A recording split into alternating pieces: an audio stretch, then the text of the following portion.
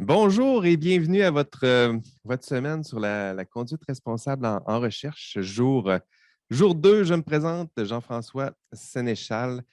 Content de vous rencontrer aujourd'hui. 200 inscrits et content de vous voir à cette deuxième activité de la semaine sur la conduite responsable à ce panel intitulé La pression de publication s'élever sans se brûler les ailes.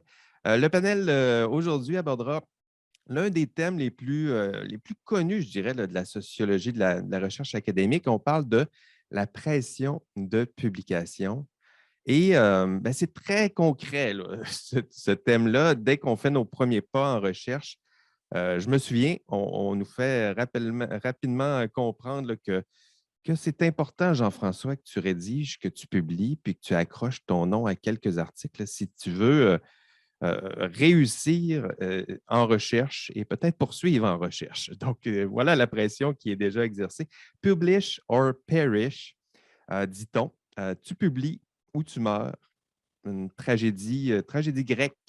Mais ne pleurez pas tout de suite. Attendez au moins à la fin de ce panel. On aura peut-être quelques pistes de solutions pour vous. Donc, aujourd'hui, j'aimerais qu'on s'attaque à cette réalité que dans ce panel, on tente d'identifier les difficultés réelles que nous tentions de mieux reconnaître, à quoi ça ressemble, les différentes manifestations de cette pression de publication sur le terrain et que nous tentions peut-être d'identifier quelques humbles pistes de solutions. Du moins, c'est mon plan de panel aujourd'hui.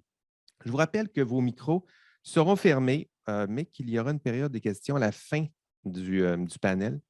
Donc, n'hésitez pas à utiliser la fenêtre de discussion pour poser vos questions à l'écrit. Puis, à la fin, on reprendra quelques-unes de vos questions à la toute fin donc, de ce panel. Présentation des panélistes aujourd'hui pour discuter de pression de publication. Nous aurons des témoignages. C'est comme ça qu'on l'a formulé, qu'on a formulé la demande de vrais chercheurs qui tenteront de vous raconter à quoi ça ressemble dans leur quotidien, les vrais problèmes constatés, quelles sont leurs réflexions, quelles sont leurs pistes de solutions. La première, elle est professeure titulaire à l'École de travail social et de criminologie de l'Université Laval, la docteure Marie-Christine Saint-Jacques, qui est là aujourd'hui. Bonjour, Marie-Christine. Oui, bonjour Jean-François. Prête à raconter un peu de votre vie de chercheur? Oui, tout à fait. On se lance bientôt. Le deuxième, il est directeur de recherche en cardiologie à l'Institut universitaire de cardiologie et de pneumologie de Québec, à l'Université Laval.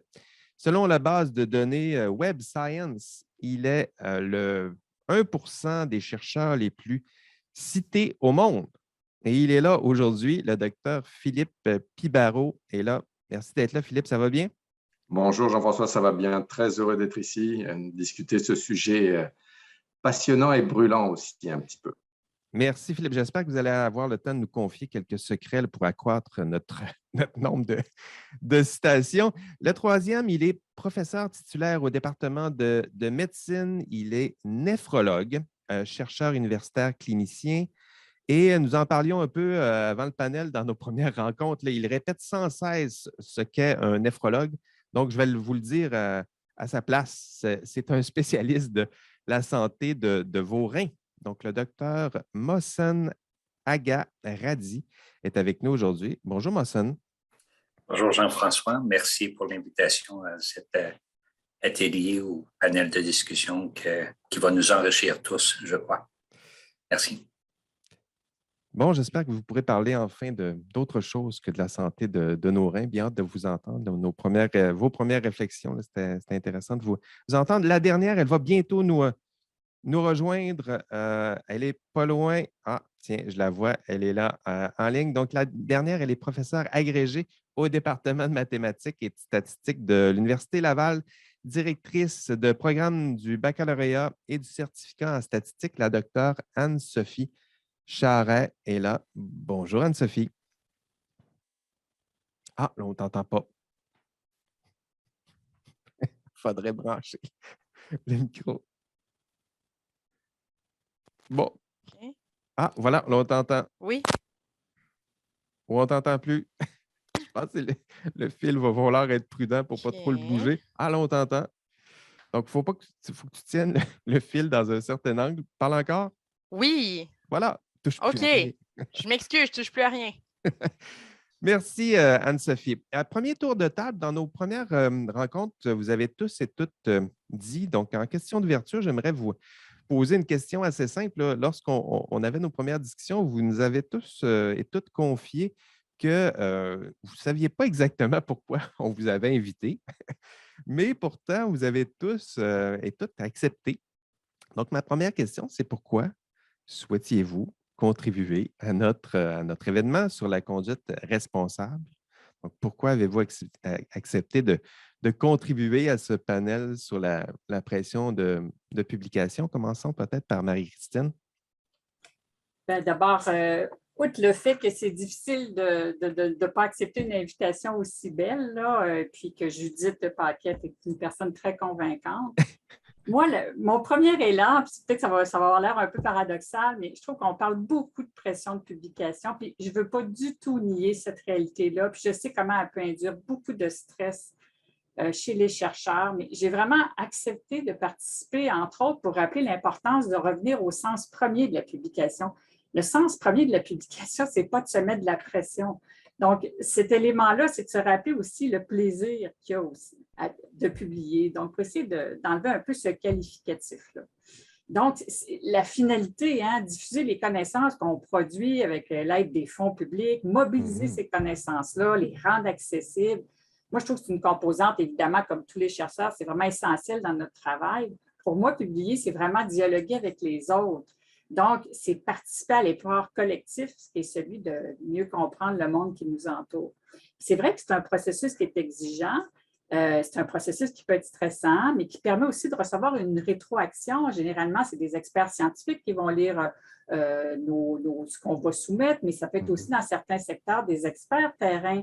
Donc, cette rétroaction-là, c'est sûr que parfois, elle peut être dérangeante, elle peut faire partie de la pression aussi qu'on ressent à l'idée de devoir publier. Je dirais qu'aussi, la rétroaction est surtout dérangeante quand elle ne respecte pas les règles éthiques de l'évaluation. Donc, on voit que de l'éthique, il y en a vraiment partout. Mais en général, elle est très enrichissante, particulièrement quand on a fini de faire nos corrections. Donc, moi, personnellement, ça me donne quand même un sentiment de partager. Publier, c'est partager un peu la responsabilité collective de produire des connaissances. Ensuite, on parle beaucoup de la pression de publication, la norme. Mais moi, je me dis, la norme, mais quelle norme? Moi, je suis professeure en sciences sociales, je suis chercheur dans un partenariat pluridisciplinaire. Je dirais qu'au sein de mon partenariat, au sein de ma faculté, de mon groupe de recherche, il y a des pratiques de publication qui varient grandement. Puis ça, je trouvais ça intéressant peut-être de les rappeler. Il y a un avantage à voir cette diversité-là parce que ça permet de relativiser. Les normes de publication, c'est des normes, c'est des habitudes construites vis-à-vis desquelles on peut être critique, on ne fait pas juste les subir. Les comités d'évaluation aussi vont les relativiser aussi, ces normes de publication-là, en analysant les dossiers des candidats. Je voudrais aussi rappeler que la pression de publication, elle est là, puis elle est beaucoup fondée sur des normes, mais que les sources de ces normes-là, c'est d'abord les chercheurs eux-mêmes, c'est nous qui les avons construits, ces normes-là. Donc, c'est aussi nous qui avons, je veux dire, les règles départementales, combien il faut d'articles pour être promu, etc. C'est les chercheurs, c'est les professeurs qui votent ça. Les comités d'évaluation, c'est composé de chercheurs. Donc, quand vous participez à un comité d'évaluation, peu importe le niveau du comité, on est un acteur important, en fait, de l'application de ces normes-là. Puis, on peut participer à rééquilibrer ces normes-là. Donc, oui, des normes, il en faut, c'est un moteur, ça donne une direction, mais ça permet aussi d'avoir une certaine latitude dans les pratiques de publication. Donc, moi, je pense qu'il faut vraiment revenir au sens. Dans ce processus de publication-là, qui est une grande partie de notre travail, qu'est-ce qui est le plus important pour chacun d'entre nous? Qu'est-ce qu'on souhaite accomplir? Puis donc, réfléchir au sens, quel sens pour vous ça a le fait de publier? Est-ce que c'est le fait de répondre au profil attendu parce que vous voulez être financé par tel organisme? Est-ce que ce sont les règles de votre département? Est-ce que c'est le fait de publier dans telle revue? Est-ce que c'est le fait que votre article va être accessible à tout le monde? Donc, pour terminer, pour moi, publier pour un chercheur, je trouve que c'est s'accomplir, c'est très gratifiant quand on a le sentiment d'avoir publié un contenu aussi qui fait du sens pour nous. Oui. Tout à fait. Je pense que la discussion est lancée. Merci, Marie-Christine. Allons-y peut-être avec Philippe maintenant. Oui. Alors, pression de publication. Oui, elle existe, elle est là. Et je pense que ce n'est pas nécessairement les chercheurs qui se l'imposent, c'est le système qui l'impose sur les chercheurs. L'avancement de carrière, l'obtention des subventions de recherche dont on a tellement besoin pour faire avancer nos programmes de recherche, tout ceci dépend en grande partie sur les publications qu'on a effectuées, le nombre, pas juste le nombre, les journaux dans lesquels ça a été publié. Il faut que nos publications, idéalement, soient publiées dans ce qu'on appelle des journaux à haut facteur d'impact, donc qui sont très cités. Et il faut que nos publications soient très citées également. Et on a toutes sortes de paramètres qui mesurent cette performance de publication. On a le fameux H-index qui a été proposé par un physicien en 2005, Georg Hirsch, qui en fait mesure, en fait c'est le nombre de publications de nos publications les plus citées. Donc, par exemple, vous avez un H-index de 6, ça veut dire que vous avez publié que 6 de vos 6 articles ont été publiés au moins 6 fois. Un H-index de 100, ça veut dire que vous avez au moins 100 de vos articles qui ont été cités 100 fois chacun, ce qui commence à être beaucoup. Un H-index au-dessus de 100, c'est assez exceptionnel en termes de performance de publication. Et vous avez toutes sortes d'organismes qui suivent ça quasiment mois par mois. Clarivate Analytics, ils mesurent le nombre de fois où vous êtes cité, et c'est là qu'on arrive au palmarès qui est mis en novembre, où on a les 1%, les chercheurs les plus cités. Et même chose pour les journaux. Les journaux, ils ont le facteur d'impact, ils sont mesurés, et c'est le nombre de citations moyennes par article. Et tous les éditeurs en chef, même s'ils disent qu'ils ne regardent pas juste ça, ils regardent surtout leur facteur d'impact et voir comment ils s'améliorent. Et nous, chercheurs, on regarde nos citations, notre H-index, parce qu'on sait que c'est ça qui, lorsqu'on va présenter notre dossier d'avancement de carrière, lorsqu'on va présenter une demande de subvention, c'est ça qui nous amène au succès. Est-ce que le système est bon? Non, parce que c'est très injuste comme système. Par exemple, si vous travaillez, comme moi, en cardiologie, ou quelqu'un qui est en obésité ou en cancer, on a beaucoup plus de chances d'être cité dans nos articles que quelqu'un qui travaille sur un sujet un petit peu plus niché. Par exemple, quelqu'un qui travaille sur une maladie orpheline, très importante, mais ce sera peu cité, même si la publication est exceptionnelle et même si elle est publiée dans un journal comme New England Journal of Medicine. Même chose pour Mossen qui travaille sur le rein. Si on compare nos deux publications identiques dans le même journal, ben peut-être que la mienne va être plus citée juste parce que je suis dans un domaine plus cité. Et in fine, je crois qu'on devrait mesurer, non pas par les citations des articles, même si c'est facile à mesurer, mais plus par l'impact qu'on a sur notre public cible, je dirais. Par exemple, pour Marie-Christine, l'impact de ses publications, de ses travaux, pas nécessairement de ses publications, de ses travaux, de l'avancement aux connaissances qu'elle produit sur la société. Moi, dans mon cas, quel est l'impact de mes travaux, de mes activités de recherche, de mes découvertes sur les patients qui ont des maladies cardiovasculaires? Parce que c'est eux dont je veux améliorer le parcours de vie et de soins. Donc, ça, c'est évidemment plus difficile à mesurer. Mais c'est pour ça que tous les organismes, les départements, les organismes subventionnaires, tout le monde va mesurer avec les publications. Et donc, ça crée une pression, évidemment. Et ça va même plus loin que ça. Des fois, il y a certains pays où on va vous donner des primes financières ou donner des primes financières à l'institution qui vous emploie en fonction de vos nombres de publications, des journaux dans lesquels c'est publié et de la place que vous avez dans les auteurs. Et donc, il y a une très forte pression à avoir son nom sur le plus de publications possible, qu'elles émanent de notre laboratoire ou des autres. Donc ça, c'est un système un petit peu vicié et c'est certainement imparfait, mais c'est un peu le sort qui nous est réservé, nous les chercheurs, c'est qu'on est très soumis à cette pression de publication. Oui, un système imparfait. On aura le temps d'y revenir, de le décrire et surtout de trouver peut-être des pistes de solutions à ces imperfections. Mossen, qu'est-ce qu'on a à dire en ouverture? En fait, ce n'est pas que je partage à la fois des choses qui ont été dites par Marie-Christine et Philippe, Je vais rajouter un petit peu de la saveur de pression de publication en tant que chercheur clinicien. Donc, moi, je suis médecin. Je passe la moitié de mon temps à soigner des patients et l'autre moitié à faire de la recherche. Et donc, les pressions de publication, dans un certain sens, ça m'avantage et dans un certain sens, ça me désavantage. Ça me désavantage dans le sens que tu as moins de temps pour publier. La pression de travail clinique, la variabilité des charges de travail, ça vient de facteurs impondérables comme des situations comme COVID, ça a augmenté une charge de travail pour les cliniciens, même si tout le monde qui ont été surchargés, peut-être leur travail a été interrompu à l'université, mais je peux vous dire que dans les hôpitaux, c'était 10 fois pire. Et même chose dans les centres de recherche affiliés.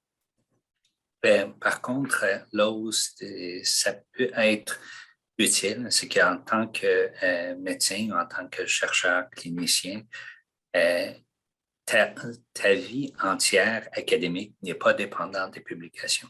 Tu as un rôle autre que juste les publications et la recherche qui t'assure une certaine sécurité au niveau carrière. Puis ça enlève un peu la pression. Dans un certain sens. Puis là, tu te poses vraiment des questions que Marie-Christine posait. Pourquoi on veut publier? Puis ça, des fois, c'est juste publier pour publier ou tu publies pour passer un message. Tu passes un message à quel type de clientèle que tu veux passer, des lecteurs que tu veux passer le message, à des gens au niveau administratif, à des gens dans le monde académique, à des gens de sciences pures et dures. Donc, chaque publication devrait avoir un sens et ça devrait s'inscrire dans un continuum.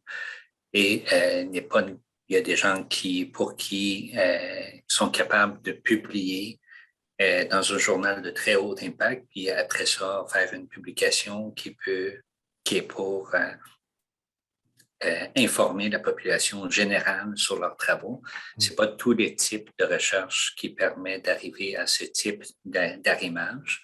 Par exemple, si vous faites de la recherche en nutrition, c'est toujours un sujet qui est beaucoup plus facile de parler et les médias adorent voir ce type de recherche-là, alors que la même personne qui fait des recherches beaucoup plus poussées dans d'autres secteurs, on ne parle jamais de ses autres exploits en recherche, mais quand ça touche la nutrition, ça prend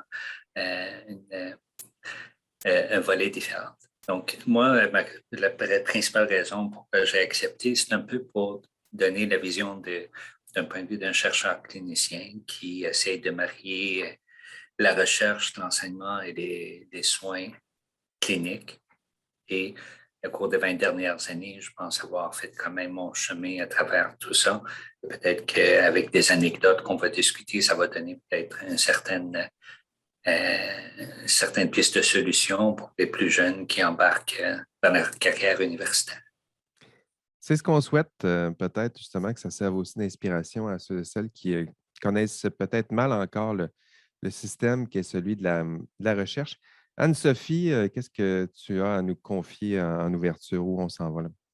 Oui, bon, d'abord, vous m'arrêtez si le micro fonctionne Je vais plus. te faire signe, inquiète-toi pas. Donc, parfait. Donc, moi, quand on m'a invité à parler de survivre à la pression de la publication, ma première réaction, c'est de me dire « Oh, quelqu'un s'est rendu compte que je ne publiais pas assez. J'ai survécu à la pression de publier. » Donc, bon, je me suis questionnée un petit peu. Puis, je n'étais pas certaine là, de qu'est-ce que je pouvais amener sur le sujet. Puis, je me suis mis à y penser, en fait. Puis, en fait, ce que j'ai réalisé, c'est que je passais pas beaucoup de temps à réfléchir, là, un petit peu comme Marie-Christine l'a dit, de réfléchir au sens qu'on veut donner à notre travail et tout ça. Ben moi, j'étais en début de carrière, je n'ai pas vraiment pris le temps de penser à tout ça. J'étais un petit peu, j'ai un peu succombé justement à cette pression. Puis je me suis dit, bon, ben, c'est beau, je suis rendue à un point où je peux peut-être venir partager un peu pour aider d'autres personnes là, à réfléchir aux choses un peu différemment. Moi, disons, dans la phrase, là, la pression de publication, je dirais que ce que moi, j'ai vécu, c'est beaucoup plus une pression de subvention. de course à l'argent. Et puis, c'est tout à fait relié là, parce qu'évidemment, ça prend des publications pour avoir des subventions et ensuite des subventions pour avoir les publications. Mais moi, je vous dirais que, en fait, je n'étais pas préparée à ça du tout. Ma recherche, c'est en statistique, là. Donc, en fait, faire de la recherche, moi, je n'ai pas besoin de médicaments, pas besoin de personnel, rien. Je peux être, moi, à l'ordinateur, puis voilà, je lis des articles, puis j'essaie de faire des preuves, puis des simulations. Et je n'avais pas, j'étais un peu naïve là, quand j'ai commencé à travailler, je n'avais pas vraiment réalisé, en fait, que dans nos facultés à nous, pour avoir des étudiants gradués, il fallait les financer. Donc, je sais que ce n'est pas partout comme ça à l'université d'ailleurs, là, mais nous, presque tous les étudiants gradués ont du financement qui vient de leur superviseur. Et puis, ce n'était pas comme ça où moi, j'ai fait mes études. Donc, je n'avais comme pas réalisé. Je pensais que les subventions, c'était pour les voyages et pour ça. Finalement, c'était pour mes étudiants. Et donc là, il y avait une grosse pression parce qu'une grande partie de mon travail, quand même, c'est de la supervision d'étudiants. Puis, c'est important parce que ça amène des étudiants dans nos programmes, des étudiants à l'université et tout ça. Et donc, dès que j'ai commencé, en fait, je vous dirais, puis ce n'est pas une pression qu'on me dit, là, Anne-Sophie, ça te prend 3 étudiants de maîtrise dans la prochaine année. Mais c'est juste que ça revient souvent sur le sujet à quel point, bon, il faut encadrer plus de personnes, il faut aller recruter. On va aller recruter des étudiants en Chine, envoyez-nous des projets. On va recruter en France, envoyez-nous des projets. Donc, il y a comme cette pression-là. Et puis, bien, pour avoir les supervisions, ça prend les subventions. Pour les subventions, ça prend les articles. Donc, je dirais que c'est là que j'ai beaucoup ressenti cette espèce de pression, finalement, de résultats, là, puis d'argent en particulier. De devoir réussir à trouver du financement. Puis je pense que plusieurs personnes qui ont la pression de publication, c'est aussi parce qu'on veut de l'argent à la fin. Parce que qu'est-ce que ça amène, les publications? Ben moi, je vous dirais, ça amène 2 choses de mon point de vue. 1, ça amène de l'argent. Puis 2, ben, il y a aussi une certaine notoriété. Puis, ça vient aussi quand même un peu avec un certain sentiment d'accomplissement. Mais pas juste le sentiment d'accomplissement parce qu'on a vraiment fait un bel article et tout ça, mais il y a quand même aussi cet aspect de reconnaissance, je vous dirais. Là. On ne se cachera pas que les gens qui publient beaucoup, qui ont beaucoup de subventions, ben, c'est des gens que l'université va mettre en évidence. C'est vraiment, on valorise l'excellence, on valorise ça. Et donc, c'est des fois difficile pour certains. Puis en tout cas, bon, je m'inclus là-dedans. C'était quand même difficile un petit peu au début de réussir à dire bien, je fais mon travail le mieux possible, je fais mon travail de façon éthique qui correspond à mes valeurs. Mais en fait, peut-être que ce n'est pas suffisant pour finalement être considéré comme un excellent professeur parce que je n'ai pas les mêmes résultats que d'autres personnes. Donc, je pense que ça aussi, là, la plupart des professeurs, c'est des gens qui ont été qui ont eu du succès dans le passé, dans leurs études, plein de choses. Puis il y a quand même cette idée-là de réussir à exceller par rapport aux critères qui sont utilisés finalement pour évaluer notre travail. Puis, bon, la recherche, la publication, c'est quand même ce qui est généralement le plus valorisé. Donc, c'est un peu pour ça que je me suis dit, je vais partager même mon expérience qui est finalement pas, qui est pas la même que tout le monde. Puis, je n'ai pas des études approfondies sur le problème, mais pour donner, disons, un autre point de vue, c'est pour ça que j'ai accepté de participer. Non, vraiment, ça donnera un point de vue tout à fait original. Là.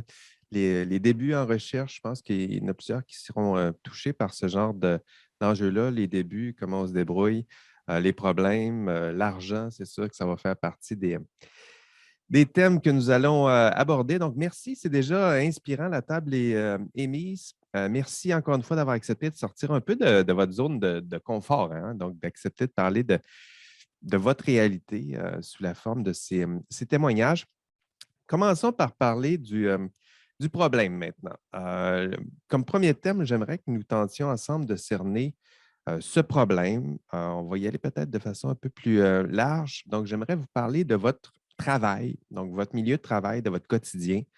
Vous portez plusieurs chapeaux. Là, on a déjà vu plusieurs chapeaux là, dans vos discussions. Là, donc, gestionnaire d'un lab, gestionnaire d'une équipe, enseignant, clinicien, entrepreneur, ça a moins sorti, mais habituellement, on peut voir ça aussi, administrateur.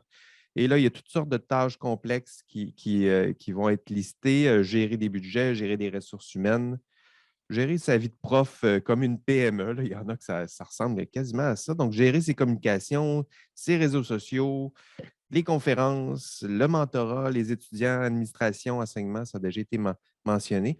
Et ajoutons à cela les obligations personnelles, puis vous avez des mots de tête, c'est sûr. Ma question aux panélistes, Quels sont pour vous, personnellement, donc vous avez chacun une histoire, une histoire particulière. Donc, quelles sont les plus grandes difficultés associées à ces tâches que vous devez faire comme chercheur dans votre milieu de travail? Donc, comment faites-vous pour concilier tout ça? Quels sont vos plus gros défis? Commençons peut-être par Marie-Christine. Ben, en fait, c'est vraiment une question intéressante. Puis je pense que la réponse aussi, elle évolue peut-être au fil de la carrière, mais j'essaie de me demander là, depuis le début, là, ben, c'est quoi mon identité, là, moi, par rapport au travail? Mais moi, je suis d'abord professeur. Des fois, je vais dire oui, je suis chercheur, mais moi, je pense que je suis d'abord professeur d'université, là, comme on dit des fois. Donc, c'est sûr que mon travail implique différentes fonctions. Enseigner, faire de la recherche, encadrer des étudiants aux études supérieures. Moi, je dirige un partenariat de recherche et aussi, je participe à la vie et au développement de mon département.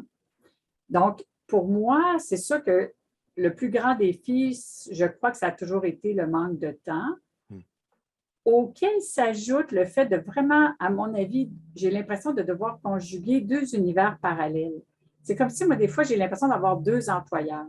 J'ai mon département, puis j'ai le travail que je fais en recherche, mes activités de recherche, la pression qui peut venir aussi du fait d'être dans des groupes de recherche, des centres de recherche.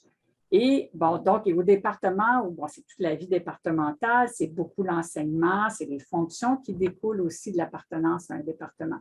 Puis j'ai l'impression que des fois, ces deux univers-là, ça se parle plus ou moins.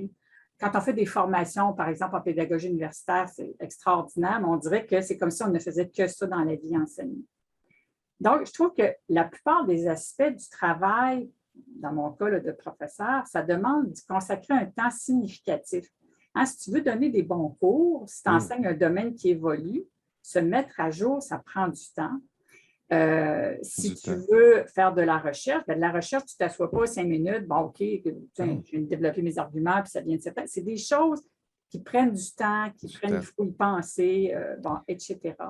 La transmission aussi du savoir, du savoir-faire, du savoir-penser, ça prend du temps, tu sais, mais c'est aussi, moi, j'y crois beaucoup au mentorat. C'est comme ça qu'on forme des chercheurs. Tu disais au début qu'on disait, c'est important, tu dois publier. Bien, ça s'apprend à publier. Donc, il faut accompagner nos étudiants aussi dans ça. Puis je trouve que ça fait partie de notre rôle là, aussi de directeur ou de directrice. Donc, c'est un bon moment aussi quand les étudiants sont à la fin de leurs études, pendant leurs études, de réfléchir aussi au sens de la publication. Oui. Donc, temps, des ressources. Oui, continue, excuse-moi. Oui, j'ai le temps de finir, je peux arrêter là aussi. Mais peut-être qu'on reviendra, ça reviendra avec les autres thèmes. Je vais laisser du temps aussi pour les autres. Anne-Sophie, peut-être, on poursuivra avec toi. Les obstacles, ça ressemble à quoi dans ton cas? Bon, c'est sûr que le manque de temps, je pense que c'est un peu généralisé. Oh, on t'a perdu. Attention à ton fil. Je n'ai pas touché. OK, vas-y. Donc, oui, c'est ça. Donc, c'est sûr que le manque de temps, c'est quelque chose qui est généralisé là, parce que, ben c'est ça, je dirais peut-être pas jusqu'à là que on t'a perdu encore. Ben, je comprends pas. Bouge pas ton fil, Anne-Sophie. Est-ce que vous m'entendez comme ça? Oui. OK, on va y aller comme ça. Là. De toute façon, j'ai plus de danger d'interruption. Génial, vas-y. Donc, c'est ça. Les obstacles. Allons-y. Les obstacles, bien, c'est sûr que le temps, c'est le premier obstacle, mais c'est vraiment parce qu'en fait, on a des demandes là, de plusieurs endroits différents, puis parce qu'il y a tellement de possibilités de choses qu'on peut faire dans notre travail. En fait, je dirais que c'est ça un peu qui devient dangereux, c'est qu'il y a tellement de possibilités, puis on peut s'embarquer dans plusieurs aspects, mais c'est comme impossible de tout faire. Donc, de vraiment travailler bien les cours et en même temps faire beaucoup de supervision. Et en même temps, par exemple, moi, je suis directrice de programme et avant, j'étais impliquée sur la Société statistique du Canada, ce genre de choses-là. Mais de tout faire en même temps, ça devient difficile. Mais on a comme le danger que c'est nous qui choisissons un petit peu là, qu'est-ce qu'on peut vouloir faire aussi. Puis, bon, il y a cette difficulté-là là, de gérer notre temps parce que c'est nous qui devons décider au final qu'est-ce qu'on fait. C'est sûr que du temps, j'en manque. Je vous dirais qu'il y avait aussi, bon, la formation quand même, c'est quand même difficile là, au départ d'apprendre les nouvelles choses qu'on doit faire. Donc, l'enseignement, j'ai eu quand même plusieurs formations, puis j'ai été étudiante pendant des années, donc ça aide quand même un petit peu. La supervision, bon, moi, j'ai eu un superviseur, puis c'est tout. Et puis, il y a certaines formations pour superviser, mais c'est quand même des choses difficiles auxquelles on ne prend pas nécessairement le temps de réfléchir. Et puis, c'est pas nécessairement mis en évidence non plus là, les gens qui sont les gens qui réussissent bien, qui ont beaucoup d'étudiants, bien, on va voir leur volume d'étudiants, on va voir les articles qu'ils ont publiés, qu'est-ce qu'ils ont fait, mais c'est peut-être moins mis en évidence les bonnes pratiques de supervision ou le temps qu'ils accordent ou comment ils font les choses. Donc, ce genre de comment faire les choses, c'est quoi les attentes, qu'est-ce qu'on devrait faire, le processus, en fait. L'accent est beaucoup mis sur les résultats. Donc, le processus, il faut un peu se débrouiller. Puis, des fois, c'est difficile de faire le choix là, de valoriser le processus versus un petit peu le résultat. Donc, ce genre de questionnement-là, c'est sûr que moi, c'est ça qui a rendu les choses un petit peu plus difficiles en termes d'obstacles dans ma carrière universitaire. Très bien. Donc, le temps, les ressources, la formation, on avance. Philippe, qu'est-ce qu'on peut ajouter comme obstacle? Oui. Vous savez, quand on est au moment des fêtes de Noël, les deux questions que les membres de votre famille vont vous poser. Premièrement, tu cherches, mais est-ce que tu as trouvé quelque chose? Là, tu te grattes la tête, oui, quand même. Mais donc, je pense qu'on devrait arrêter d'appeler les chercheurs des chercheurs, mais plutôt les appeler des découvreurs parce qu'on génère de la connaissance. Et la deuxième question, c'est quelle a été la recherche la plus difficile dans ta vie? Et pour moi, c'est toujours, la réponse est simple, c'est la recherche de financement. Je pense que s'il y a une chose qui stresse les chercheurs, surtout en début de carrière, mais c'est de pouvoir financer son programme de recherche, financer son laboratoire.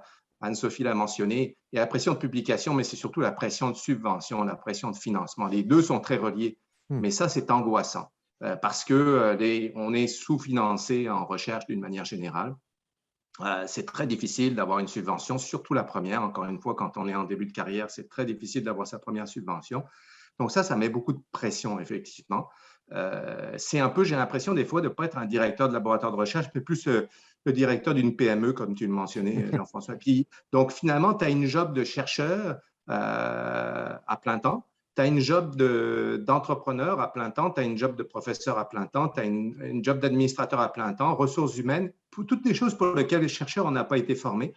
Et ça fait 4 jobs à la fois. Et ça revient au point qu'Anne-Sophie mentionne, qui est peut-être l'un des points qui ne s'améliore pas au fur et à mesure que la carrière avance, je peux vous le dire, mais c'est le manque de temps, puis la surcharge de travail. Je pense que les chercheurs, heureusement qu'on est passionnés parce que ce n'est pas du 9 à 5, là, du 5 jours semaine, c'est tout le temps.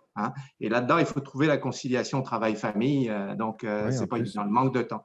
Et la dernière chose qui m'inquiète, mais qui est un obstacle plus récent, c'est peut-être avec la COVID, ça ne s'est pas arrangé, la perte de crédibilité que la science et les chercheurs semblent avoir auprès de la population en général ou une frange de la population. Ça, il va falloir faire attention. Il faut que la science et les scientifiques et les chercheurs continuent à être écoutés et à être crédibles. Et ça, il faut lutter à tout prix contre la désinformation et les théories de complot, etc. Il ne faut pas négliger cette menace. Je pense que c'est un obstacle qui peut devenir un réel problème pour les générations futures de chercheurs.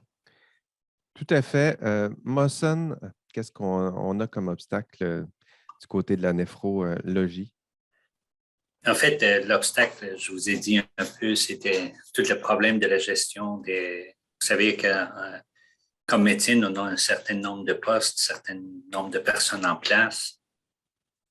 Et quand quelqu'un tombe malade ou quelqu'un part en congé parental ou quand ça tombe pendant la période estivale, alors que peut-être dans d'autres secteurs, pendant l'été, c'est un peu plus mollo. Pour un chercheur clinicien, c'est une période de tripletage où tu as des stagiaires pendant l'été. Il faudrait que tu contribues pour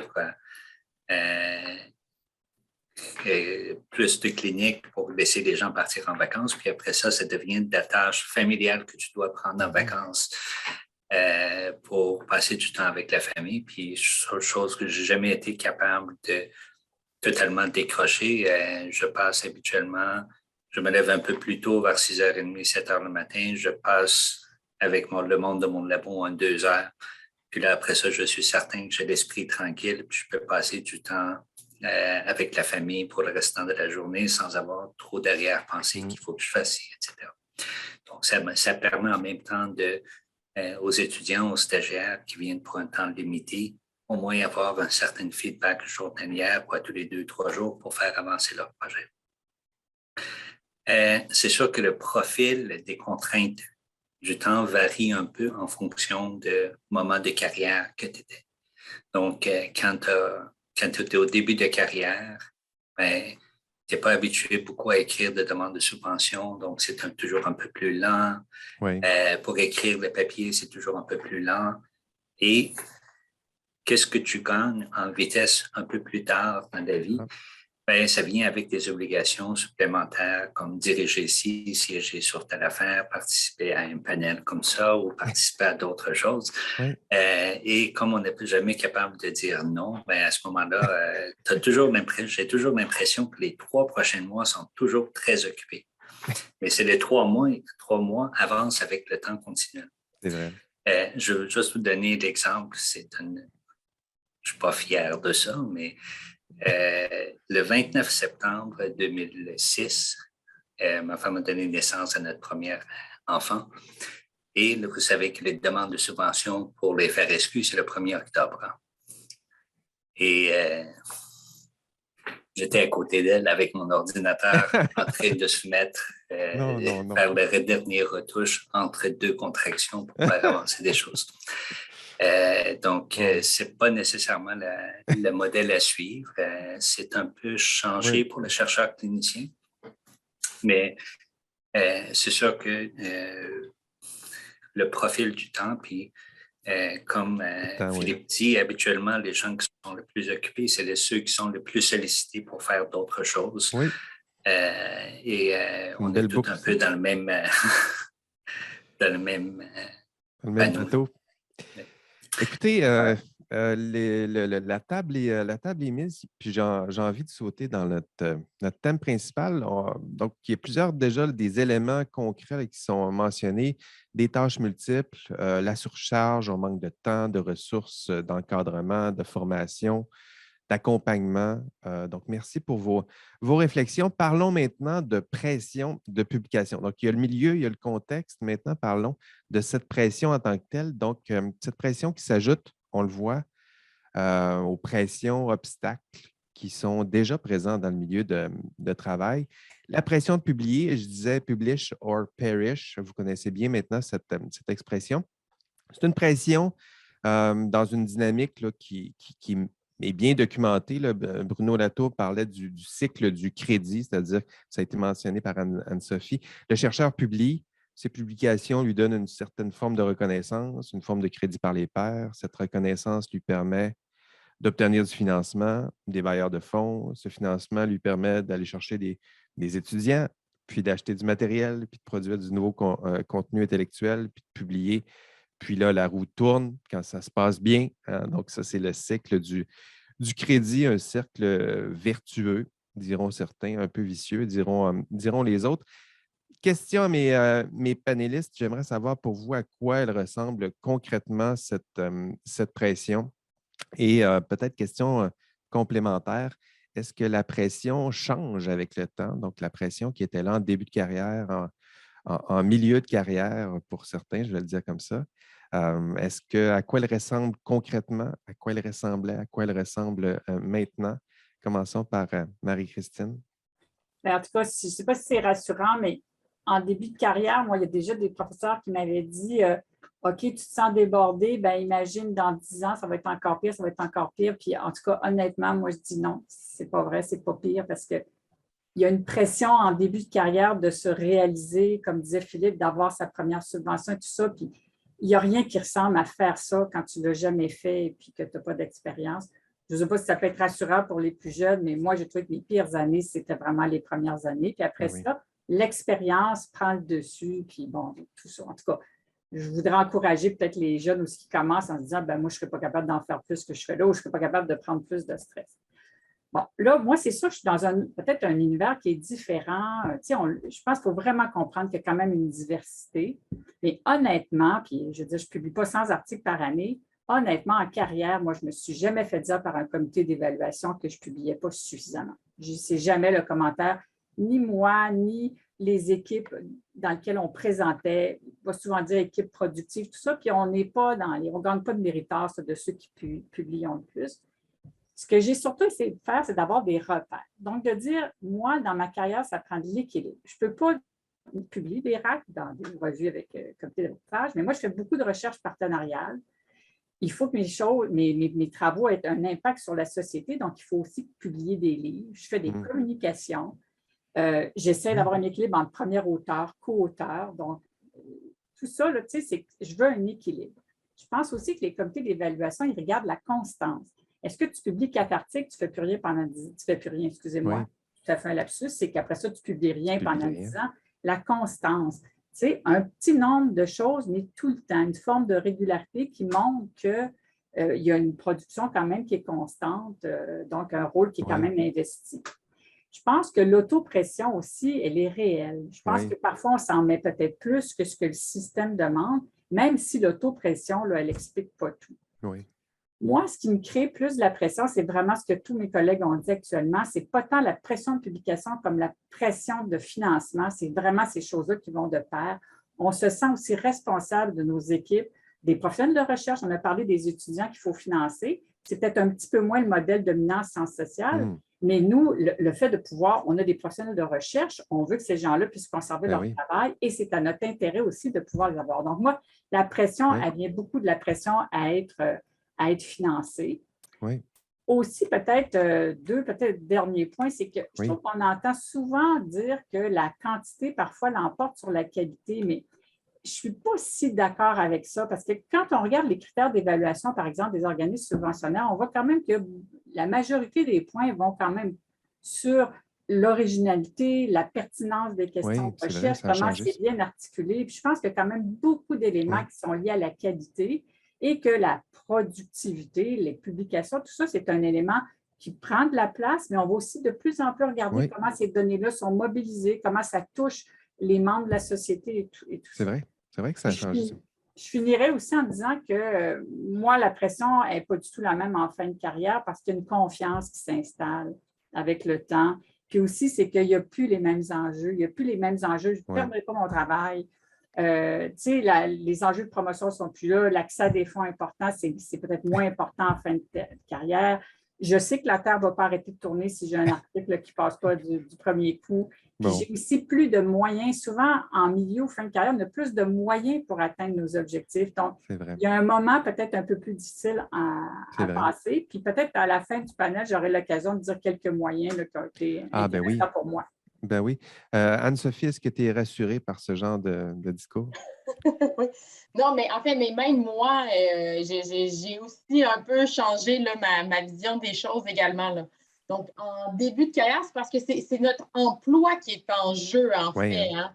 Donc, tu sais, en 4 ans, il faut produire assez pour qu'on nous garde, puis sinon, il n'y a pas de deuxième chance. Puis bon, moi, je viens de la ville de Québec. Je n'ai pas d'autre endroit où travailler comme professeur universitaire, tu sais, puis bon, Maxime parlait, est-ce que vous êtes comme une professeure? Moi, c'est sûr que l'enseignement, ça m'attire énormément dans mon travail.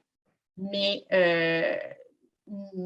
j'aurais beau être une superstar d'enseignement, je dois aussi être chercheur, là, tu sais, donc, puis j'aime ça aussi, mais c'est certain qu'il y avait le stress. C'est que je ne peux pas enseigner à l'université autre que là, de cette façon-là.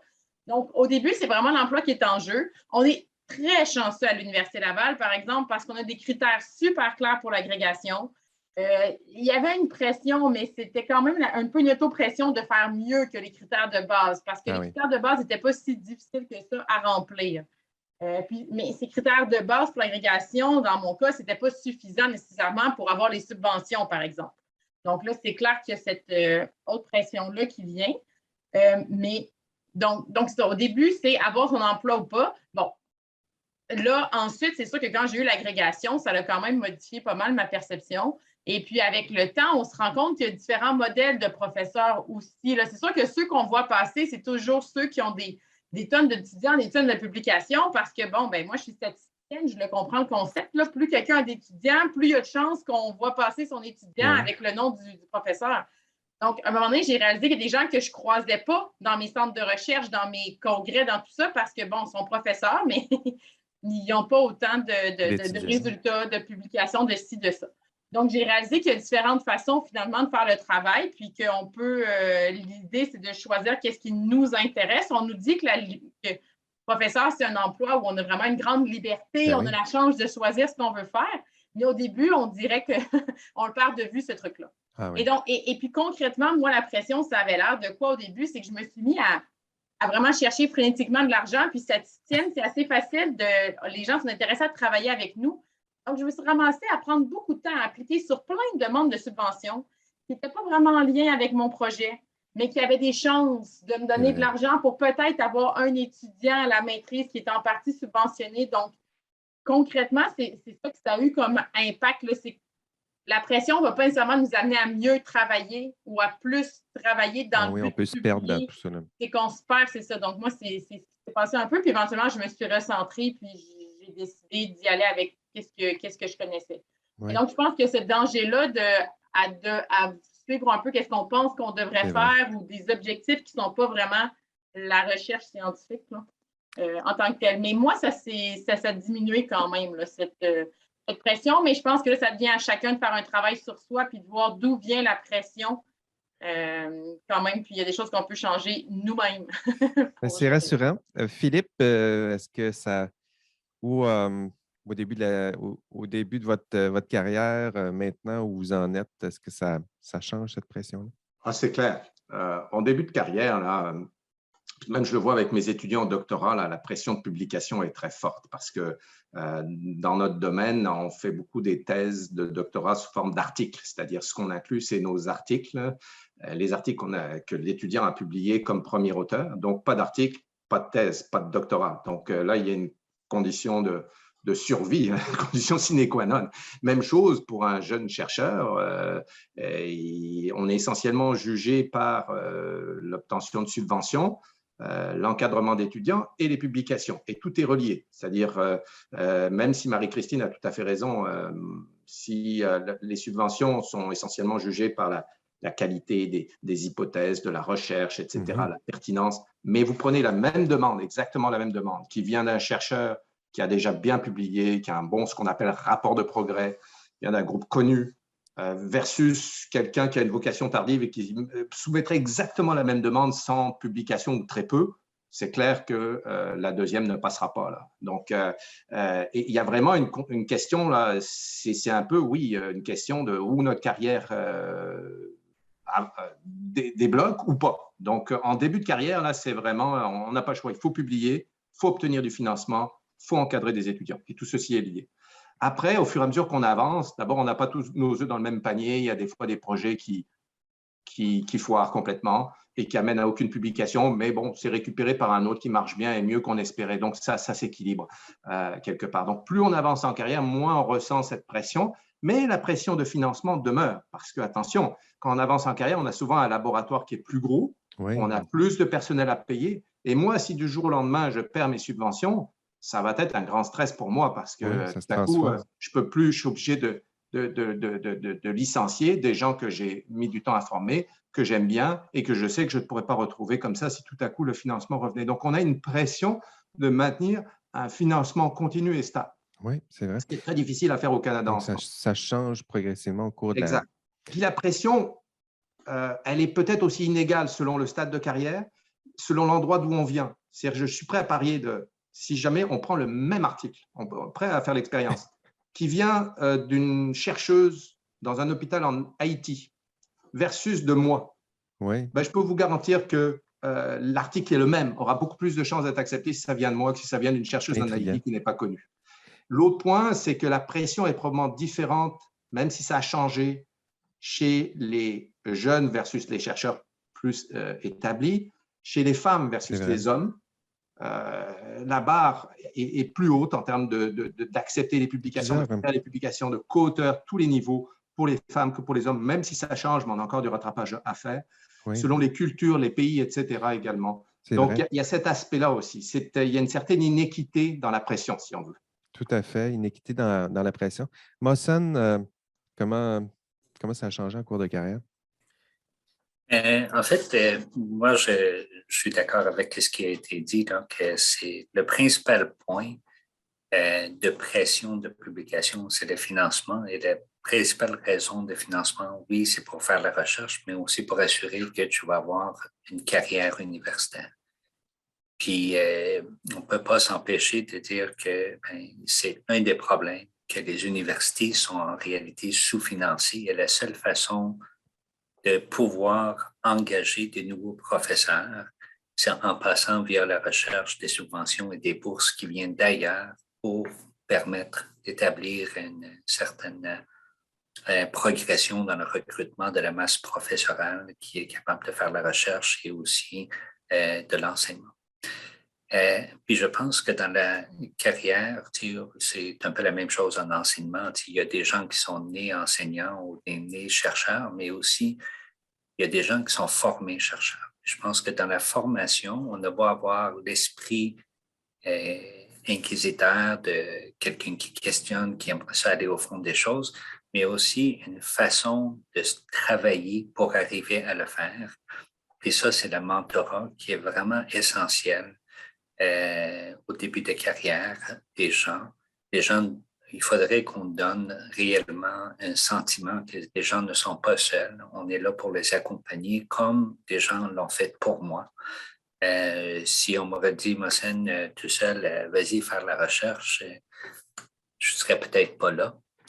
C'est des gens qui m'ont entouré, qui m'ont aidé, des cliniciens qui m'ont aidé en prenant mes tâches cliniques pour me laisser travailler sur ma recherche, des gens qui étaient en recherche, qui lisaient mes demandes de subvention, qui donnaient du feedback, qui te permettent aussi non seulement pour les demandes de subvention, mais pour la gestion de ton laboratoire, comment tu prends des étudiants, comment tu les coaches, quand il y a un problème, comment tu procèdes, etc. Donc, on est à cause de ces multiples rôles-là qui est associé aux fonctions d'un chercheur. Ce n'est pas juste la qualité scientifique qui est essentielle, mais c'est tout ce qui gravite autour d'une saine gestion d'un laboratoire, supervision des étudiants, etc. Et donc, les papiers, ils sont inscrits dans ce contexte-là. Puis, souvent, des gens sont bien formés dans des grands laboratoires avec des réputations internationales, puis ils sont recrutés après ça ils vont venir s'établir puis faire leur propre laboratoire.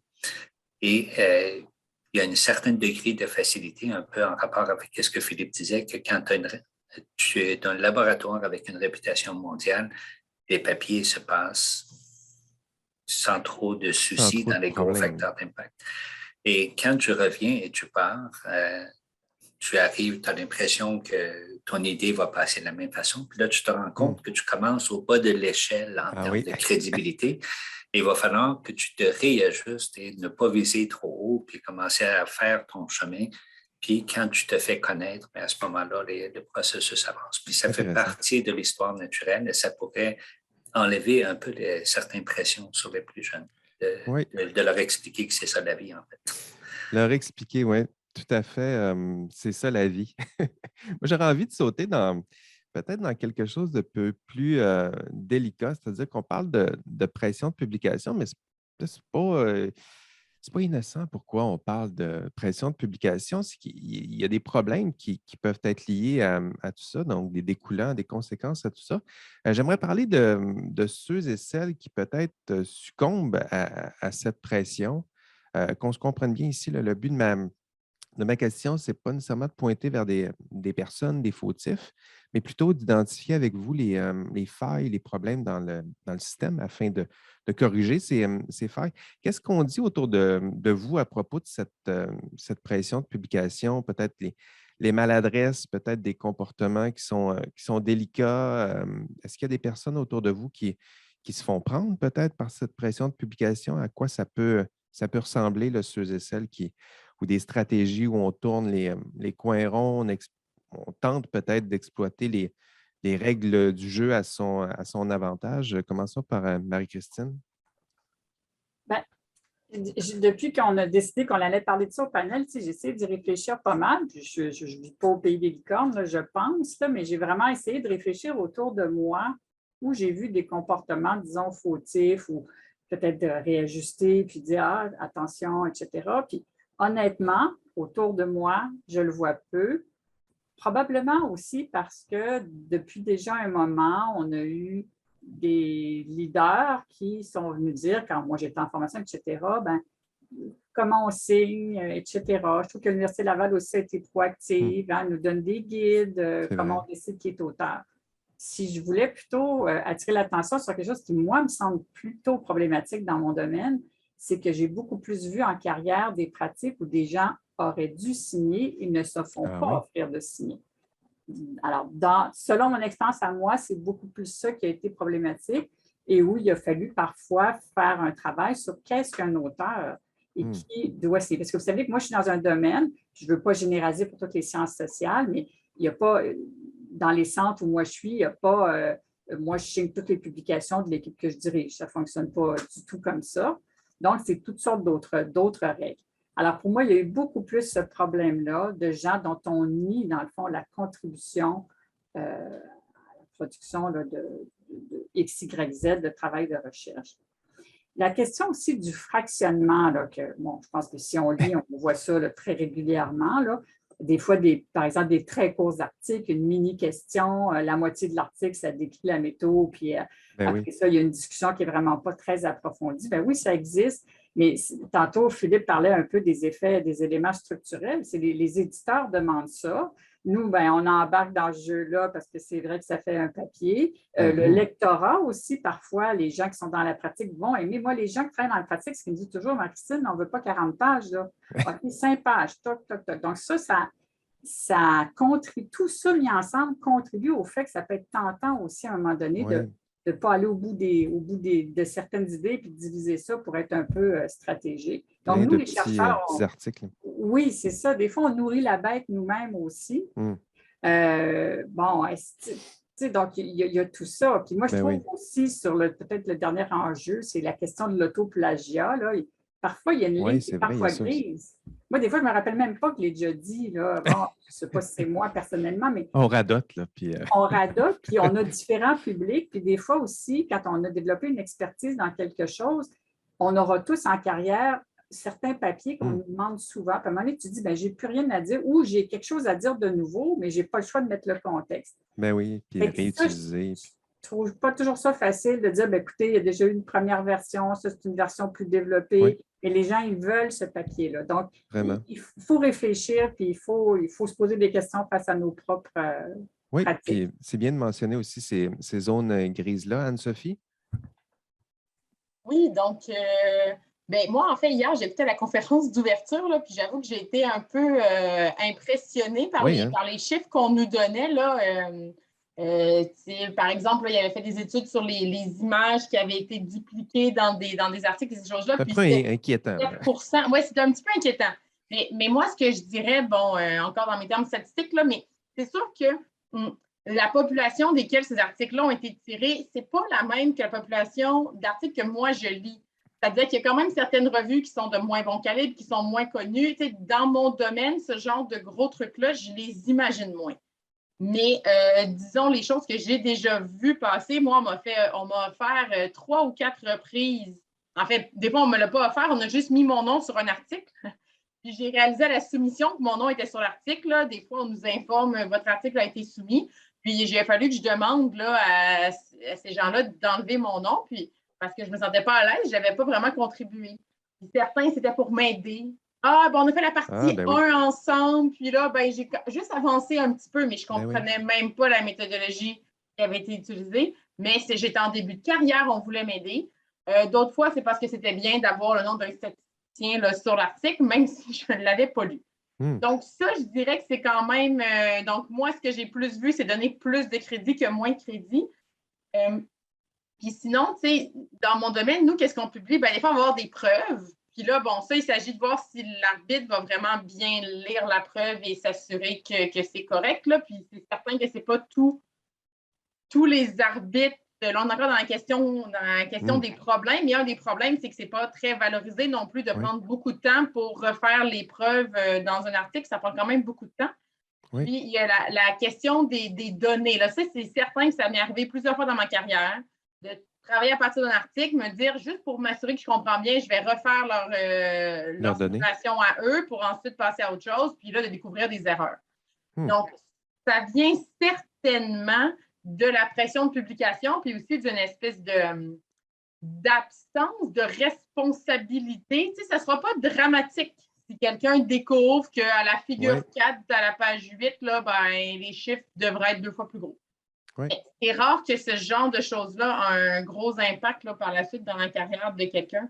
Donc, c'est là qu'à mon avis, quand on parle de qualité versus quantité, il y a quand même quelque chose de la quantité qui est quand même un peu plus important parce que des fois, si finalement la qualité n'était pas tout à fait là où il y avait des erreurs, ben, ça peut continuer à se propager. Donc, moi, c'est plus ce genre d'impact-là que j'ai vu. Donc, des comportements maladroits, délicats, l'erreur aussi qui est...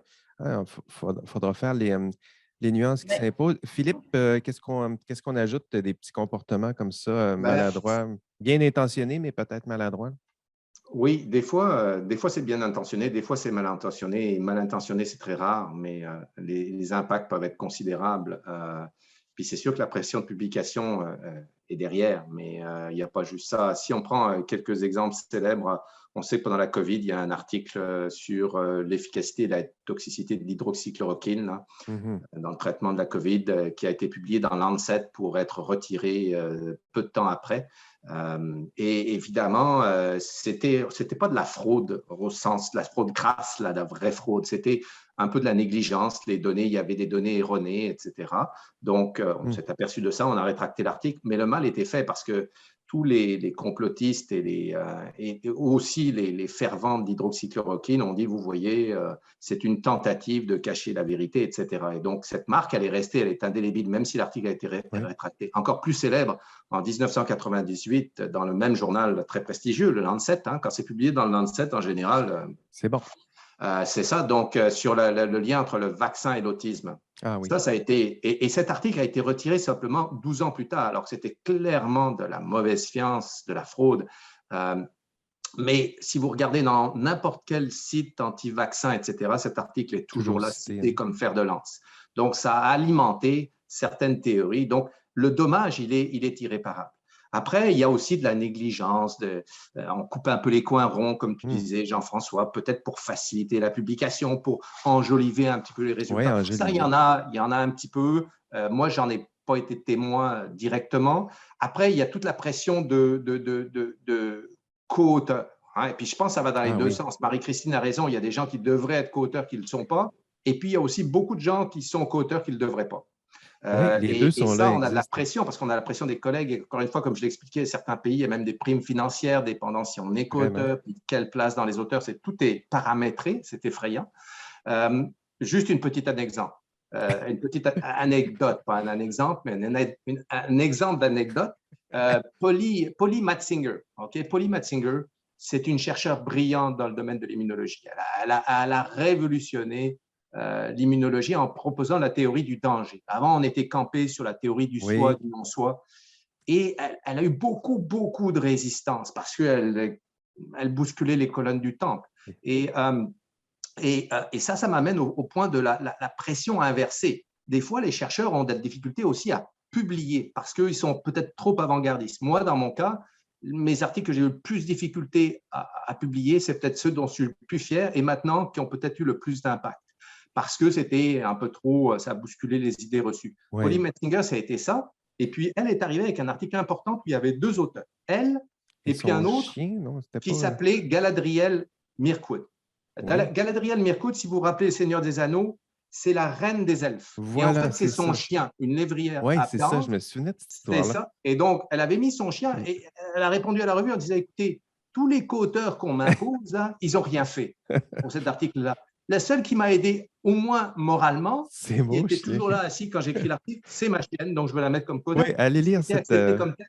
Donc, tout ceci pour dire que c'est ça. Je pense qu'il y a plusieurs systèmes de comportements voulus ou pas voulus, bien intentionnés, mal intentionnés. On a aussi tendance un peu, et surtout peut-être en début de carrière, surtout quand on subit la pression de publication, à faire de ce qu'on appelle de la recherche salami ou saucisson. Vous avez des beaux résultats qui forment un saucisson. plutôt que de présenter tout le saucisson dans un article, des fois, on est tenté de faire plusieurs tranches pour faire plusieurs articles. Oui, c'est Et vrai. ça, c'est toujours un mauvais calcul. Moi, j'ai toujours dit à mes étudiants, vous êtes mieux faire un beau vrai beau. papier, un bel article qui raconte toute l'histoire plutôt que d'essayer de… Oui, Philippe, excusez-moi, je vais être obligé de vous interrompre. J'aimerais donner la parole aussi à Mohsen. Avant qu'on saute dans les pistes de solutions, j'aimerais aussi y arriver. Donc, Mohsen, peut-être quelques exemples de comportements maladroits, après on saute dans les solutions. En fait, moi, je n'ai pas vraiment été personnellement témoin de ces situations-là, mais quand on parlait un peu de fractionnement de publications, c'est un peu pour les jeunes chercheurs. Souvent, c'est comme ça, non pas parce que nécessairement, c'est pas. En tout cas, moi j'ai dû faire ça personnellement, parce que si tu attends que les choses soient faites, soient terminées pour tout présenter, c'est comme si tu n'as rien fait dans le monde de publication et quand tu arrives pour faire demander ta première subvention, là, on te dit, ben, les méthodes que tu proposes, t'as jamais vu publier avec ces méthodes-là. Donc, des fois, tu es obligé de d'écrire la méthodologie, publier la méthodologie, le faire accepter par la communauté. Et une fois que c'est fait, là, tu peux t'appuyer sur ce palier-là pour aller chercher tes demandes de subvention, tes affaires comme ça. Et donc, ce type de fractionnement-là, ça pourrait être bénéfique, même pour les gens au début de carrière, quand on peut passer. L'autre point, je pense que Marie-Christine l'avait soulevé, c'est que parfois, on a trop d'informations pour mettre dans le cadre usuel d'une publication qu'on n'est pas capable de discuter et l'information reste cachée et il va rester noyé dans la littérature alors qu'on n'est pas capable. Puis on est à l'ère de Twitter, hein? Donc 144 caractères. Fait qu'imagine quand tu arrives avec un article de 15 pages, puis les gens vont lire la majorité du temps juste l'abrégé et le titre et qui vont pas aller plus loin. Et j'ai peur que cette chose-là, dans le monde actuel qu'on est, ça risque de laisser beaucoup d'informations non recherchables facilement et indexées. Puis l'autre chose, c'est aussi des fois, comme Marie-Christine disait, tu as besoin de rejoindre différents auditoires. Donc, tu écris la même chose, mais ça s'adresse à des auditoires complètement différents comme tel. Et donc, ça dépend, ça revient à la question initiale de quand tu veux publier, pourquoi tu veux publier. Si tu publies 2 fois la même chose pour aller dans le même auditoire, ce n'est pas la même chose que si tu vas aller chercher. C'est réutiliser les mêmes contenus peut-être pour des auditoires différents, c'est ça? C'est ça. Tu peux aller chercher des auditoires différents, mais je ne parle pas de nécessairement articles originaux comme tel, mais souvent des vulgarisations ou des articles de revues sur un sujet. Mais des fois, dans un journal qui est plutôt, par exemple, va aller vers l'aspect nutritionnel ou un aspect plus cardiovasculaire, un aspect plus de connaissances de base, c'est sûr que la façon que on présente les mêmes données, les mêmes affaires qui vont être, mais de la façon que l'information est construite, c'est pour que les gens, les différentes populations puissent l'accepter. Les intentions sont bonnes, mais c'est ça. Là, OK. Ben, si vous permettez, j'aimerais sauter rapidement dans notre dernier thème. On a un peu de retard et c'est un peu à cause de moi, mais je voulais parler des pistes de solutions avec vous. Donc, on a parlé du problème, mais maintenant, il faut parler des pistes de solutions. On le constate, là, on en a parlé un peu. Le nombre d'articles ne cesse de croître. Le nombre d'auteurs par article aussi, on en a parlé, ne cesse de croître. La valeur du statut d'auteur ne cesse de croître. Et plusieurs problèmes, obstacles ont été mentionnés. Maintenant, allons-y vers des pistes de solutions. Comment fait-on? Question à mes panélistes. Peut-être que ce sera ma dernière question, si je veux me laisser un peu de temps pour les questions. Donc, comment fait-on? Par quoi commence-t-on si on veut trouver des solutions? De quoi aurait-on besoin? De quoi le système, peut-être que celui de la recherche académique, a-t-il besoin pour produire d'autres articles scientifiques, mais de façon pérenne pour accroître peut-être le champ du savoir, mais accroître aussi la qualité, la diversité de la littérature scientifique. Donc, comment on fait pour faire tout ça, mais sans les effets néfastes là, de cette pression de publication. Marie-Christine? Ben, je pense qu'un premier élément, c'est que je pense qu'on publie comme on fait de la recherche. On ne se transforme pas tout à coup, là. Donc, si on veut faire de la recherche rigoureuse, si on veut être intègre, il faut aussi que nos pratiques de publication soient une composante de ça. Et puis, on a été probablement, si on a été influencé comme ça, bien, on devient aussi des porteurs de ce message-là.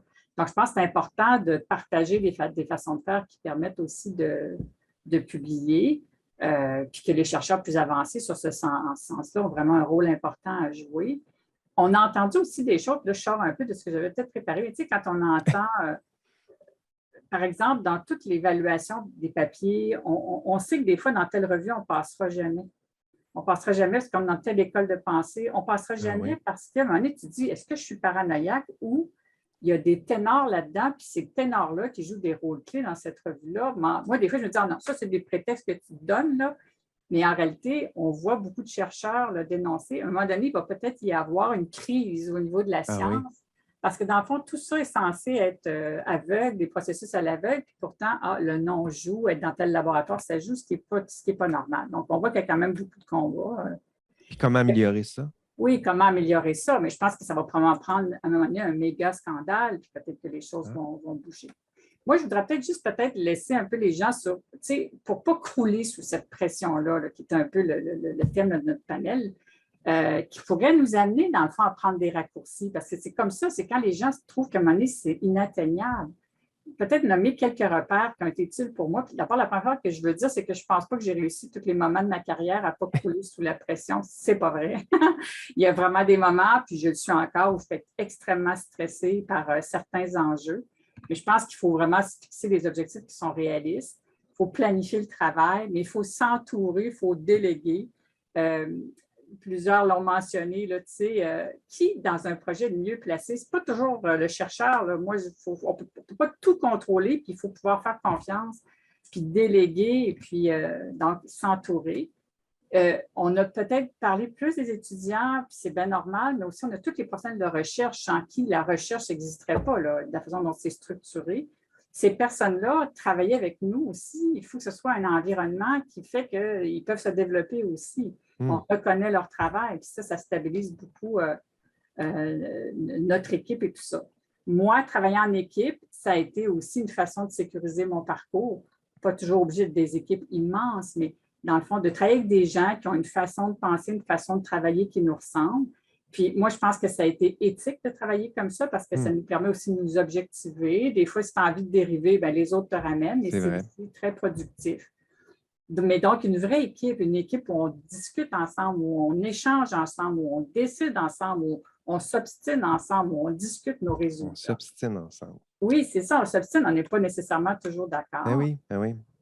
Puis, je ne sais pas, peut-être que c'est un peu bête de finir comme ça, mais quelque chose, moi, qui m'a beaucoup aidé, c'est de finir ce que je commence, d'essayer de finir ce que je commence. Puis, tu sais, des fois, je dis commencer 4 articles puis rien soumettre. Non, c'est comme Anne-Sophie parlait plutôt il y a plein d'opportunités. C'est une carrière d'opportunités. Moi, je vois ça comme un train. Il y a des trains qui passent constamment. Tu ne peux pas monter dans chacun des trains.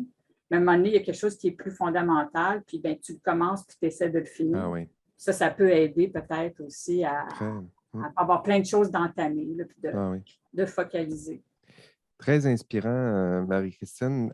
Anne-Sophie, peut-être des pistes de solutions sur le système dans son ensemble, puis peut-être un conseil, Marie-Christine, le fait des conseils peut-être à ceux et celles qui vont nous suivre. Là. Pour ce qui est des pistes de solutions, moi, je pense vraiment qu'il y a des choses à modifier là, dans l'aspect de publication. C'est les journaux, en fait, juste le financement des journaux. Les arbitres ne sont pas rémunérés. Puis moi, la première fois que j'ai arbitré un article, je me suis rendu compte, c'est ça la science. Moi, dans ma tête, publié dans Nature, dans ça, c'était formidable. Puis ensuite, on m'a demandé d'arbitrer un article.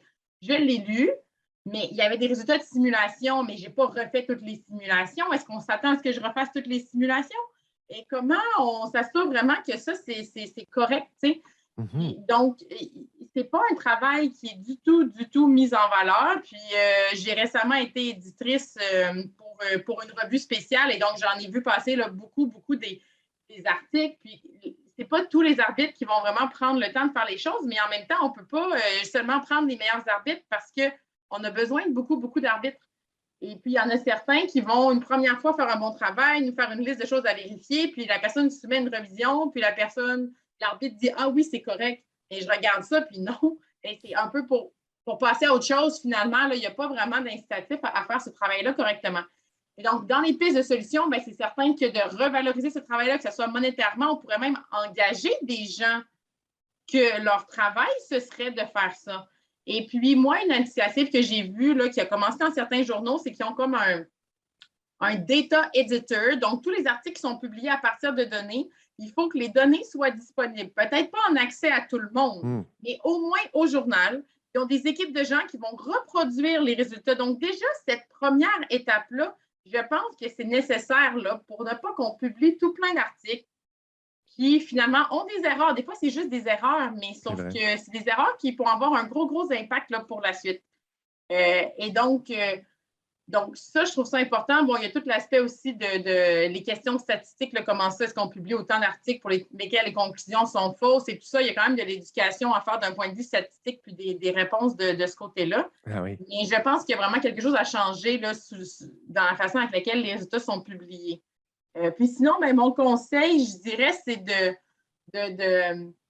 d'essayer de garder en tête, comme Maricine disait dès le départ, pourquoi on fait les choses, qu'est-ce qu'on aime là-dedans, puis d'essayer de regarder différents modèles de professeurs aussi, parce que ceux qui ressortent le plus rapidement, ce n'est pas toujours la personne qui finalement fonctionne avec qu'est-ce que c'est nos intérêts à nous. Et donc, de s'imaginer sa carrière peut-être différemment de ce qu'on s'imaginait au départ, là, mais vraiment en fait, ce n'est pas de survivre à la publication, ce n'est pas de survivre sa carrière, mais c'est de choisir sa carrière, d'essayer de voir un peu plus le positif et d'accepter que peut-être que les résultats ne seront pas les mêmes parce qu'on prend le temps de ne pas tenir les coins ronds, parce qu'on passe beaucoup de temps à arbitrer l'article. Je passe des heures là-dedans que personne ne sait que j'ai fait ça. Mais je trouve ça important pour la science. Puis à la fin de ma journée, je suis quand même contente d'avoir fait ça. Donc, peut-être de rester un peu dans ça là, tout au long de notre carrière. Bravo de le faire et de le faire aussi bien, Anne-Sophie. Philippe, des pistes de solutions, peut-être un conseil à vos pairs? Oui, en fait, je pense qu'on s'entend tous que c'est peut-être le système qui devrait changer, la façon dont on évalue la performance des chercheurs qui est peut-être un peu trop basée sur les publications, les subventions, devrait être peut-être plus basée sur l'impact finalement que le chercheur et son programme a sur la société. Mais bon, ça c'est à développer. Mais je crois que Mossen a raison. Tant qu'on aura un sous-financement chronique de la recherche, des universités, cet objectif va être difficile à atteindre. Normalement, on devrait être à 3-5% du PIB réinvesti en recherche au Canada et on est loin derrière. Donc, ça, c'est le sous-financement. Je veux dire, il va falloir vivre avec pendant encore un certain temps. Tant qu'on n'aura pas réglé ça, on ne réglera pas la pression. Après, je pense que dans les conseils, moi, ce que je dis, c'est qu'avant tout, il faut être fier de nos articles. Si on est fier de son article qu'on vient de publier, c'est gagné. Je pense qu'il faut être fier, il faut être capable de défendre avec fierté, honnêteté, chaque mot, chaque résultat qu'on a mis là-dedans.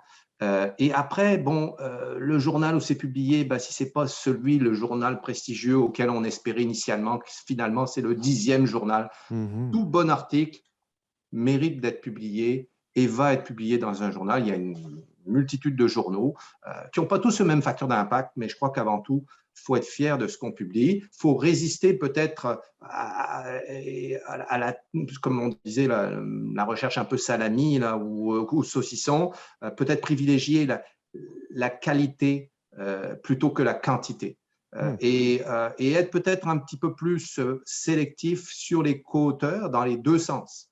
Ah oui. Peut-être ne pas mettre des gens qui n'ont pas de contribution et peut-être ne pas oublier de mettre des gens qui ont une contribution. Ceci étant dit, vous n'êtes pas obligé de mettre votre chien ou votre chat, comme l'a fait Polly. Mais je pense qu'avant tout, c'est ça. Il faut être fier. C'est un peu comme dans le milieu artistique. Un article, c'est comme une œuvre d'art. Moi, quand j'ai des fois des articles, je dis celui-ci, j'en suis vraiment fier, je suis content.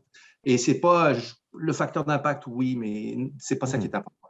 Et je veux quand même laisser une note d'espoir là, parce que je me mets à la place des jeunes futurs chercheurs et jeunes chercheurs qui nous écoutent vont dire, mon Dieu, la pression de ci, la pression de ça, mais c'est l'enfer. Je pense qu'il faut être clair, le métier de chercheur, c'est le plus beau et le plus passionnant métier au monde. Quel métier on vous donne, on vous confie de l'argent, y compris de l'argent public et beaucoup d'argent pour tester vos hypothèses, pour tester vos idées, même les plus folles. À part le milieu artistique, encore une fois, il n'y a pas d'autres endroits où on peut faire ça. L'autre chose, c'est que notre métier ne peut pas être monotone parce qu'on génère, on crée de la découverte des connaissances. Et évidemment, une fois qu'une connaissance est connue, on n'a plus besoin de la découvrir. Donc, on est forcé de, chaque année, faire quelque chose de différent de l'année précédente. C'est le plus beau métier. Donc, je vous encourage, malgré la pression, n'hésitez pas, sautez dans l'aventure. Le plus beau métier. Mawson, comment on conclut les pistes de solutions? Un dernier conseil. En plus, vous aurez le mot de la fin. En fait, notre période de questions. Je partage entièrement les propos de Philippe. Tantôt, on parlait de manque de temps. Je pense qu'il ne faudrait pas voir dans le manque de temps quelque chose de négatif. Puis, il y a des gens qui n'ont pas d'ouvrage, il y a des gens qui sont au chômage, et nous, on se plaigne qu'on a trop d'ouvrages. Je pense qu'on peut voir ça aussi de façon positive, qu'on est sollicité de tout bord, de tous côtés, pour participer dans les différentes activités qui nous entourent. Deuxième point, je vais juste citer un des articles qui avait changé la médecine depuis 1905, la description des bruits de Korotkov qu'on utilise pour le diagnostic d'hypertension. Depuis ce temps-là, on traite des milliers de patients, des millions de patients pour l'hypertension. Les bruits étaient écrits par Korotkov en 1905. Une page, 281 mots dans un journal militaire. Ah oui. Dans le domaine où moi je travaille, c'est probablement un des articles les plus cités qui est le fondement de la rigidité artérielle. Ça a été publié dans les années 1920. Une page, longtemps laissée dans l'oubli, jusqu'à ce que les gens commencent à s'intéresser à ce sujet à peu près 100 ans plus tard. Donc, je pense que, comme Philippe dit, il faut être fier de ce qu'on découvre. On n'est jamais vraiment, on n'est jamais si sûr de l'importance de trouvailles qu'on a, peut-être pas si importante maintenant, mais c'est important que ça soit publié, que ça soit accessible à l'ensemble du monde scientifique. Et après ça, c'est la communauté scientifique qui va décider avec le temps quelle valeur qu'il va y avoir. Donc, je vais arrêter là pour laisser le temps aux questions. Merci, Mawson. Oui, manque de temps, on en a parlé à quelques reprises. Là, c'est moi qui manque de temps. Merci. Je pense que je me suis enthousiasmé à vous écouter. C'est riche, c'est profond. Merci encore. C'est un discours trop rare des chercheurs qui parlent aux autres chercheurs. Hein. On aurait besoin, me semble-t-il, plus souvent de ce genre de tribune, donc pour parler des problèmes internes, pas juste en parler autour de la machine à café, mais en parler dans des tribunes un peu plus publiques comme ça. Écoutez, avant de conclure, j'aimerais que nos panélistes puissent répondre à quelques questions. Nous avons des tonnes d'excellentes questions, puis là, je m'excuse bien bas à ceux et celles qui ont posé des questions. Je vais en prendre une à ceux et celles qui nous ont transmis par courriel leurs questions, puis un autre peut-être sur le chat. Commençons par courriel. Je la pose aux panélistes. Le premier qui se sent à l'aise avec la question saute dans le bain. La question, la pression pour publier davantage dans les revues à haut facteur d'impact est considérée par certains experts comme une dérive. La pression de publication est souvent vécue en lien avec l'évaluation du dossier professoral. De plus, cela peut représenter un obstacle à l'adoption par les chercheurs de pratiques ouvertes de diffusion des connaissances. Donc, on refuse de rendre publiques des connaissances qui ont été ou qui pourraient être publiées dans de grandes revues. Que peut-on changer? Je pense que c'est ça l'essentiel. Que peut-on changer dans nos pratiques lorsqu'il s'agit d'évaluer les compétences ou performances en recherche? Donc, c'est là, on évalue le dossier professoral, l'agrégation. Qu'est-ce qu'on pourrait changer peut-être pour évaluer les compétences, performances en recherche qui se lancent? Il faut quand même voir que ce n'est pas des normes universelles. Hein? c'est pas universel, là. Ouais. On voit bien que dans l'univers de Philippe, Mossen, Anne-Sophie, je sais peut-être un peu moins, c'est très, très prégnant. Puis quand je travaille avec des gens en santé, on voit que tout ça, c'est très, très prégnant. Nous, on va beaucoup discuter de revues en libre accès. On va discuter des problèmes d'accessibilité, par exemple, dans des pays où les gens n'ont pas accès à des revues savantes dont les coûts sont énormes. Donc, c'est juste de voir que ce n'est pas universel. Puis, je pense aussi, c'est d'avoir une diversité de facteurs. Comprendre que oui, c'est d'être dans des revues qui ont un impact très important, mais l'impact, ça peut se mesurer de différentes façons. Puis il n'y a pas juste l'aspect quantitatif, il y a l'aspect qui veut peut-être dire certaines choses, mais qui ne veut pas tout dire. Et c'est aussi d'avoir d'autres critères. Je pense que Philippe avait mentionné l'impact que ça peut avoir sur des communautés, etc., etc. Je pense que la diversité de critères va aussi faire que... Oui. Évaluer différemment, pas seulement la mesure du nombre, mais la qualité, la diversité des formes de communication, peut-être. Dernière question, dernière question, une question qui avait été posée sur le chat.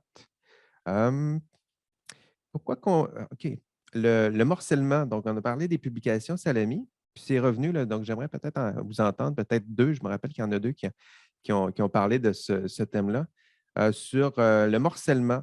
Donc, est-ce que la personne ici semblait avoir compris qu'on déconseillait le morcellement? Je pense que c'est ce qui a été affirmé. Est-ce qu'on le déconseille? Est-ce qu'on le conseille? Qui veut revenir sur ce sujet? Philippe? Pas nécessairement. Je pense que des fois, c'est justifié, des fois, ça ne l'est pas. Et Mossen l'avait très bien dit, des fois, surtout quand on est en début de carrière, on a un programme de recherche, on a une évolution dans le programme avec plusieurs études. Et stratégiquement et même scientifiquement, ça peut être pertinent de publier une première partie, puis ensuite la deuxième partie, puis la troisième partie plus tard. Par contre, des fois, quand toutes les données sont disponibles et qu'on volontairement, on ventile un petit peu les différentes données pour faire 3 articles plutôt qu'un, pour avoir 3 publications plutôt qu'une, ça, c'est peut-être à déconseiller. Et en fait, en faisant ça, des fois, on se tire un petit peu dans le pied parce que des fois, on se dit, je vais garder ces données-là pour une autre publication. Mais finalement, la première publication, comme elle est plus partielle, plus restreinte, elle va peut-être être acceptée dans un moins bon journal ou être moins bien citée. Donc, des fois, c'est un peu contre-productif. Donc, oui, des fois, on peut très bien morceler et des fois, c'est mieux de le faire comme ça. Des fois, on ne peut pas tout mettre dans un même article et c'est mieux d'un point de vue, encore une fois, scientifique et stratégique de morceler en 2 ou 3 articles. Mais d'autres fois, par contre, ça devient un petit peu, c'est ça, du saucissonnage pour faire monter un peu le nombre de publications. Donc, il y a un petit peu de stratégie là-dedans à faire et d'honnêteté scientifique, de se dire, bon, est-ce que… Et encore une fois, ça peut dépendre un peu aussi, parce que des fois, on a un jeu de données qu'on mettrait bien avec le premier article, mais il y a d'autres données qui vont venir plus tard. Donc, à ce moment-là, c'est peut-être, mais elles vont venir peut-être beaucoup plus tard. On ne veut pas retarder la première publication. Donc, à ce moment-là, il vaut mieux morceler. Donc, je pense que c'est un peu au cas par cas. C'est ni nécessairement toujours mauvais et c'est ni nécessairement toujours bon. Oui, puis je pense que c'est important d'avoir ces lieux-là justement pour faire ce genre de nuances-là, parce que le fractionnement, c'est souvent dit, c'est mal, c'est bien.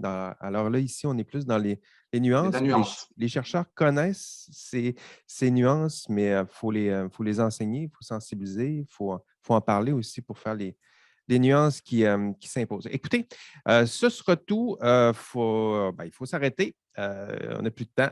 Mais avant de conclure, j'aimerais applaudir peut-être nos panélistes et pour ceux et celles qui sont sur Zoom, pour éviter le malaise de me voir applaudir seul dans la réaction en bas, là, faites des cœurs, des sourires, des claps, là, puis laissez-nous des commentaires. Donc, je vais applaudir mes panélistes préférés. Merci, j'ai eu beaucoup de plaisir à vous écouter. Merci encore. Donc, ça s'appelait « S'envoler sans se brûler les ailes ». C'était notre titre. Plus haut, plus loin, plus vite, mais sans se brûler et sans tomber de haut. Et l'idée super héroïque derrière tout ça, c'était le mythe d'Icare, que vous connaissez tous et toutes, là, qui nous rappelle que la démesure des hommes, lorsqu'ils tentent des fois imprudemment de se rapprocher de de nos idéaux, la quête de vérité, connaissance, accroissement du savoir, excellence, performance. On peut se brûler les ailes en volant trop près du soleil. Voilà. Ce sera tout. Merci encore à nos invités. C'était Marie-Christine Saint-Jacques, Anne-Sophie Charret, Philippe Pibaro, Mohsen Aga Radzi. Merci au nom de notre semaine sur la conduite responsable. Notre groupe, là, merci à eux, là, je les vois ici, ils sont dans le texto. Merci pour votre passion, votre dévouement. Merci à tous et toutes pour votre participation donc à la semaine sur la conduite responsable. Ne manquez pas, demain, c'est mercredi 4 mai, notre panel sur les biais en recherche, un sujet fascinant. Fascinant, comme disait l'autre. Un panel qui sera animé par le très pertinent, très compétent et charmant, avouons-le, Michel Jean, qui sera là. Donc, allez voir les infos sur notre site sur la conduite responsable en recherche de l'Université Laval, en espérant vous y voir en très grand nombre. Merci encore, votre hôte Jean-François Sénéchal. Allez, bye bye.